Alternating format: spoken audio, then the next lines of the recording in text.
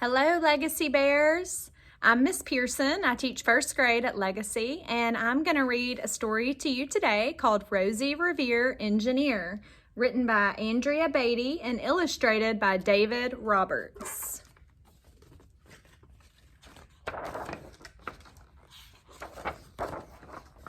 This is the story of Rosie Revere, who dreamed of becoming a great engineer. In Lila Greer's classroom at Blue River Creek, young Rosie sat shyly, not daring to speak. But when no one saw her, she peeked in the trash for treasures to add to her engineer stash. And late at night, Rosie rolled up her sleeves and built in her hideaway under the eaves. Alone in her attic, the moon high above, dear Rosie made gadgets and gizmos she loved.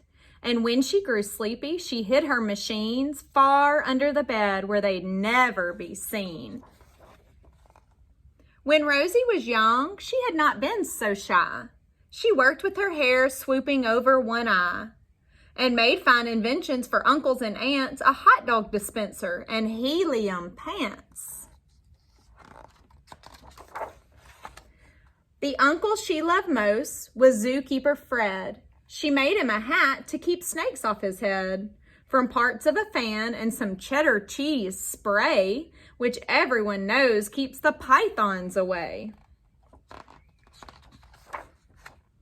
And when it was finished, young Rosie was proud, but Fred slapped his knee and he chuckled out loud.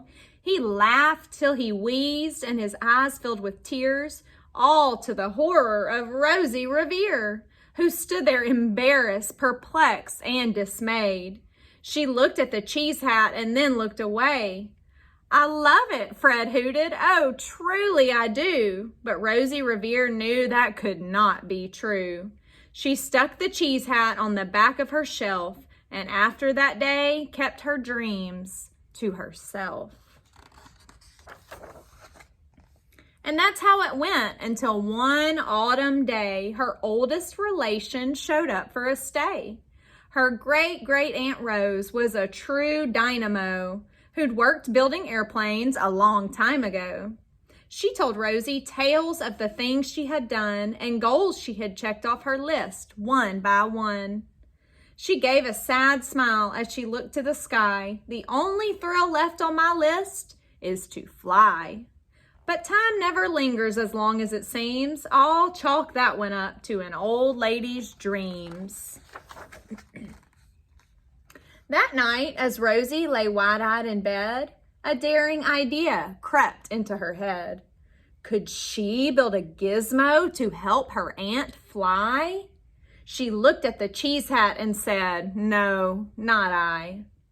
But questions are tricky, and some hold on tight. And this one kept Rosie awake through the night. So when dawn approached and red streaks lit the sky, young Rosie knew just how to make her aunt fly.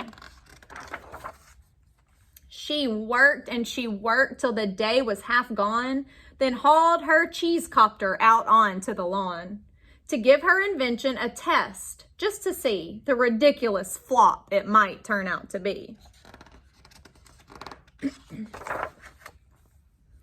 Strapped into the cockpit, she flipped on the switch. The helio cheese copter sputtered and twitched. It floated a moment and whirled round and round, then froze for a heartbeat and crashed to the ground. Then Rosie heard laughter and turned around to see the old woman laughing and slapping her knee.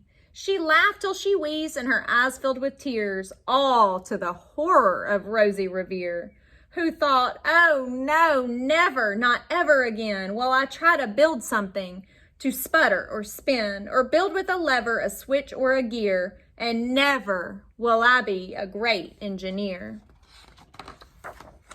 She turned around to leave, but then Great-Great-Aunt Rose grabbed a hold of young Rosie and pulled her in close and hugged her and kissed her and started to cry. "You did it! Hooray! It's the perfect first try." This great flop is over. It's time for the next. Young Rosie was baffled, embarrassed, perplexed. I failed, said dear Rosie. It's just made of trash. Didn't you see it? The cheese copter crashed. Yes, said her great aunt, it crashed. That is true. But first it did just what it needed to do. Before it crashed, Rosie, before that, it flew. Your brilliant first flop was a raging success. Come on, let's get busy and on to the next.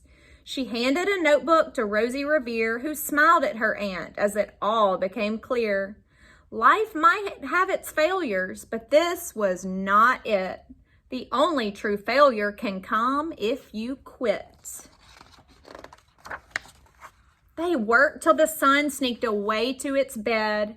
Aunt Rose tied her headscarf around Rosie's head and sent her to sleep with a smile, ear to ear, to dream the bold dreams of a great engineer. At Blue River Creek, all the kids in grade 2 built gizmos and gadgets and doohickeys too.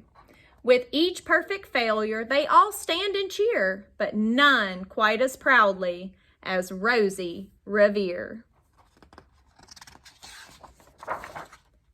The end. I hope you'll remember that as we start a new school year this year to keep trying and never quit.